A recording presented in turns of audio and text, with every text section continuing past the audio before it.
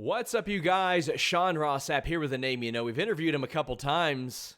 It's Drew McIntyre. Drew, you never do media, so I'm so glad that you're here right now. You never do these. Oh no, I'm a bit nervous. It's one of my first times. I'm coming to you live from it's not my bedroom. If you see the bed in the background, it's a hotel room. I just got back from Europe, Budapest, straight home to Nashville for 20 hours, straight to Brooklyn, getting ready for this big weekend. I'm ready to talk about it with you. Yeah, so like I mentioned, Survivor Series this Sunday, November 21st. But I want to talk to you about a lot of things that maybe you haven't talked about before because you do a lot of media. You are out there every single day. And I actually want to ask you about a pay-per-view that's coming next year to where you live now in Nashville. That had to make you happy Yes. to see that SummerSlam's heading to Nashville. I'd be very happy to see SummerSlam is heading to Nashville. I love when shows are close by and I can just drive straight to the show, especially something as wild as SummerSlam. It's going to be in the stadium. I imagine it's going to be much like WrestleMania, a big event, days leading up to it with a lot of fan activities. So I could just drive back and forth from home, head in there as the hometown boy, the Nashville Warrior, the Scottish Cowboy. I've not decided yet. I've got my cowboy boots, my cowboy hat, throw the kilt on, boom, Scottish Cowboy's ready to go. So they've also announced, they being WWE, of course, even though we've got like Survivor Series this Sunday, it seems like in 2022, they're moving more towards a Saturday format in most instances. How do you feel about that? I mean, being on SmackDown Friday, then going straight to the pay-per-view on Saturday, especially. Yeah, I mean, I guess historically we've always done Sundays, but I've always wondered why historically we do Sundays. That's not my department to figure out why it makes more sense on a Sunday. But to me, I always thought, man, it'd be really good if it was on Saturday, especially when I was a kid staying awake to 1, 2 in the morning in the UK. So I could watch WWE and I was walking into school tired, or, my older friends or my uncle who had to work, everybody's staying awake so late. If we had it on a Saturday, people could have their parties, they could get together. We'd have to worry about school the next day internationally. Adults wouldn't have to worry about drinking and the hangover. They had Sunday to recover. So I'm all about Saturday and I'm glad it's finally happening. And, of course, Survivor Series is this Sunday, and a couple of loaded teams, some people that you've been in the ring with, some people that you haven't been in the ring with as a part of all of this. How are you feeling heading in there? Because, I mean, you have had a slammed schedule. You have been back and forth across the pond, so to speak, but you've got a big match. It's you, Jeff Hardy, Woods, Corbin, and a partner, TBA, taking on another loaded team in Rollins, Balor, Owens, Lashley, and Austin Theory. Yeah, I'm buzzing for it. I mean, I've got SmackDown to get through first, then Syracuse live event on Saturday, and then we get to the big match on Sunday. So I try not to get too far ahead of myself, but I see it as an awesome opportunity to have 10 of the top superstars in WWE. And I know a lot of people are like, oh, what's the point? We just moved Raw and SmackDown back and forth, fighting for bragging rights and brand supremacy. I was like, I'm not fighting for bragging rights or brand supremacy. I'm fighting for Drew McIntyre to be a sole survivor so that I can say, yo, I did the thing. Now I've just racked up some more momentum, some more equity on my goal to keep doing that and doing that and doing that till eventually the time is right to fight for the title and to take on Roman Reigns, because that time is not right now. He's at a different level, as he always likes to talk about. It's true right now. He's got all the momentum in the world, and I want to keep building that momentum, building that equity, and things like surviving on Sunday, Survivor Series, helps old Drew McIntyre on his way. So that's what it's all about. Even though we're a team, it's individual efforts also. You mentioned the aspect of stakes. Now, I know you're a guy who grew up watching a lot of wrestling. One of my favorites was Survivor Series 04, where everybody won. They became GM for, I think a week. If you had your choice, what would you guys be fighting for? Would it be everybody that wins gets something, just the survivors that get something, or are you fine with how it is?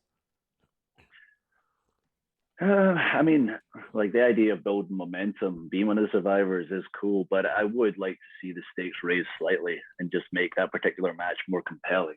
That's what it's all about. For drawing people in, is okay, cool, they won, good for them. I want to see them keep winning, but if we could raise the stakes, I got a few ideas, but I saw Woods' idea and I thought that was pretty clever. He's always got some clever ideas up his sleeves that the losing team would have a 5-way dance, and it would figure out the top 5 or the first 5 in the Royal Rumble. Obviously, the person that was left last would be number 1 in the Rumble. and the winning team would fight it out in a 5-way dance to decide the last 5 of the Rumble. The last man standing would be number 30 in the Rumble. And I thought that was a pretty interesting idea that should perhaps be explored. So you mentioned the Royal Rumble. Obviously, you've got some pretty nice history with the Royal Rumble. Every year I do a big feature on the Royal Rumble. I like to talk to a lot of people with fun experiences there. Needless to say, you had a pretty fun experience. You won the whole thing. Explain to me what goes through your mind, like leading up to that. You had built an incredible amount of momentum. Obviously, what happened afterwards is a bummer with how the world went between the Rumble and Mania. But that specific moment, that was one of the last great moments that we got before the pandemic. Please tell me, like, how that's brought to you and how maybe you sort of react when you finally get the news that you're winning the Royal Rumble. Well, I mean, I was just hoping for a big moment that day. And when I got the idea that I might eliminate Brock, considering what I heard the story was going to be and how dominant he was going to be in the Rumble as WWE champion, I was like, man, that's pretty cool. That's the kind of thing that can make somebody. But then the idea that I'd win as well, like, blew my mind. And I didn't really believe it was going to happen until I was the last person standing in the ring. And there was always like times where I was lying to the side of the ring and the referee was close by, and I half expected them to whisper a word to me that things have changed. So I've had things changed on me in the past many times throughout my career. Nothing's official till it's official. So it wasn't until that very end moment when I eliminated Roman, half expecting the crowd to boo because Edge had returned after a 9-year absence. Yeah. And that reaction was unbelievable. And we've seen the fans turn on winners in the past if they don't get what they want. And if I was in the crowd, I'd be hard pressed not to turn on me too, seeing Edge eliminated. But it was so cool that when Edge was eliminated, Roman and I got into it, and I eliminated Roman, and I heard the reaction that I heard that was equal to when I eliminated Brock, which was such an incredible moment in itself. And, you know, that night was the night when Drew McIntyre finally arrived after being the future and everyone talking about my potential since I was about 15 years old. So I'm sure you're one of the few people that knew that Edge was coming back, and when you know what's going to happen and you know Edge is going to come back, again, part of you in your mind has to be like, how's this going to work out for me as well? Like, because that is something, I mean, you're not new to this game. You know, sometimes the reaction isn't the desired reaction. So, like, did you all chat at all beforehand, or were you just kind of letting him get in the zone for his big moment, his big return too? Yeah, we definitely chatted, but it didn't change the fact that I was thinking, 9 years, his career was over. He was never coming back. There he is. He's coming back. And if I'm in that crowd, I'm going to be like, oh, cool. Drew's kind of cool right now. But there's Edge. My God, what a miracle. I want to see him do the big one. So, yeah, it was certainly weighing on my mind. That's for sure. But after I got the Brock elimination, I told myself, whatever happens, happens. People are going to react how they react. I had that amazing moment right there. And I'm winning this thing. And hopefully they like it. They don't crap all over it. But if they do, I still won the thing. I've still got my title match at WrestleMania. And I was like so fortunate because I don't take anything for granted. They reacted the way they did. And I was like, oh my goodness, I can't believe, they're behind me this much right now. And all I've done the past few months is just be myself. Not only did you have one title match at WrestleMania, you had 2 title matches at WrestleMania, one of the most unusual that we've ever seen, good, bad, or indifferent. At what point did you hear, oh yeah, by the way, in addition to facing Brock Lesnar, we're going to throw the Big Show in there at you, and you're going to have to face him too. They aired it the next night, which I thought was a really cool approach for the situation that the world was in. But how did you kind of find out about that, and what did you think about it? I found out very last moment, and when it was happening the next day, it was like filmed. Very close to the match with Brock. Let's say it was very close to when it aired. That's when we put the match together, and I liked it. I mean, what can I say?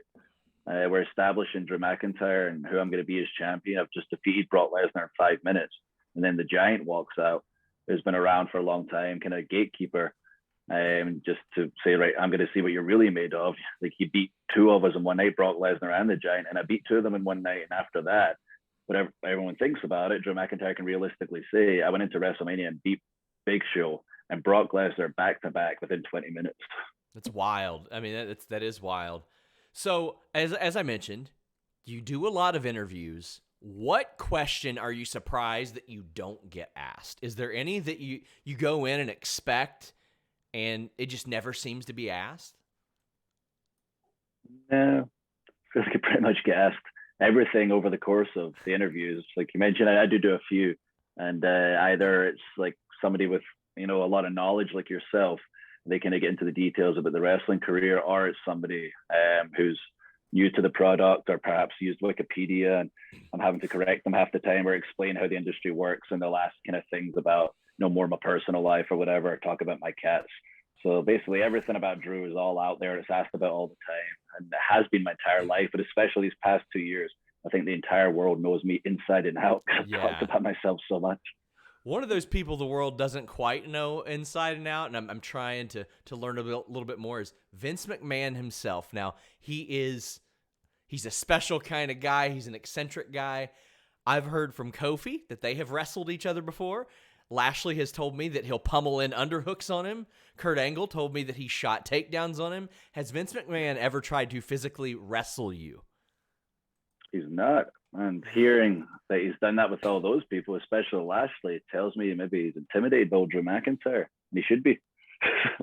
Because see, I feel like Vince is the kind of guy that's like, I want to see how long I can last here. Like he seems like that kind of guy. Oh yeah, he knows I'm Scottish as well. That Glasgow kiss that I do, that is a real Scottish thing. Like if I feel like someone's coming up on me or like trying something with me, it's almost a reflex that I headbutt the nose instantly, because I just assume everybody in the world is Bruce Lee, no matter what size they are. I break the nose so they can't see, and then go from there in a fighting situation. I think he knows. I don't want to try old Drew, or he might go for that headbutt real quick and break my nose. Amazing. So as we release this, there's going to be some embargoed information on WWE 2K22 released. Have you had to do much for that game? I mean, I know it's been a while since they've released one. Like, have you had to do like scans or voiceovers, anything? And if so, how has that process been? It's been awesome. Been ongoing for a while, it feels like now, be it filming some different stuff for it and filming some liners, doing the scans, etc. And they're really putting a lot of effort into this game. I think the last one, how things turned out, they weren't great, and they own that and know that, and are making sure this one is absolutely perfect. And I can't wait to play it, because I know how hard they've been working on it, and it's going to be freaking awesome when it comes out. I got to look at it again before we went on the air. Visually beautiful. I was for a long time, I was like, okay, they could do better. I don't know if they could do much better on this one, and I was legitimately impressed. You were not impressed by the fact that I had not watched Hook until recently. No, I was not impressed at all. I don't know how you went through your life. Like, I don't know. Did you have a childhood? Okay, listen. No childlike wonder in you if you avoid Hook your entire life. Occasionally when I watch wrestling, I wanted to be Peter Pan. I never wanted to grow up. Occasionally when I watch wrestling, I'm like, this doesn't make sense. At least when Gene Snitsky punted a baby, the crowd went, oh my gosh, a baby rolled away in a stroller down a hill, and people were like, I don't know, in Hook. I couldn't suspend my disbelief, Drew. It was a different time in England, and at that time in the evening, people are having dinner and tea in their houses, and there weren't as many people back then, and I'm sure the police were looking in the wrong area to try to find the baby. I don't know. Don't look into it too much. Switch off your brain, get your childlike wonder out, and enjoy Hook for what it is. Freaking amazing. I'm going to have to stop Woods attacking you and potentially taking you down in cold blood when he hears this news. I know. Well, I mean, that's your Survivor Series team partner, November 21st. So, I mean, we're odds already. Like, I was announced basically as the captain. I never said it. I just said leading the charge. There was I was captain. I was announced first, and then Woods, took umbrage to that and made clear that he's the king. And now I'm like, oh, come on, man, let's not do this. We know what we've got to do. The one thing we always try to do in WWE, we have to coexist. We can't be fighting amongst ourselves. So I'll put you on the spot. You got Hook, you got the Berserker sword fight. Who wins? I mean, probably Hook. He seemed pretty handy with the sword, and Berserker tried one time to use it and missed Taker. Yeah, I feel like he never got it done. So I guess you're right. I guess you are right. I'm just waiting for the chance I get to use it. Everyone keeps going, why'd you bring it to the ring? You're never going to use it. And then the day it happens, they're going to be like, damn, he used it. We asked for it. I don't know what to say. We certainly asked for it. We gave him so much crap for not using it, and now he used it, and now I just wish he didn't. So, last question as we wrap up.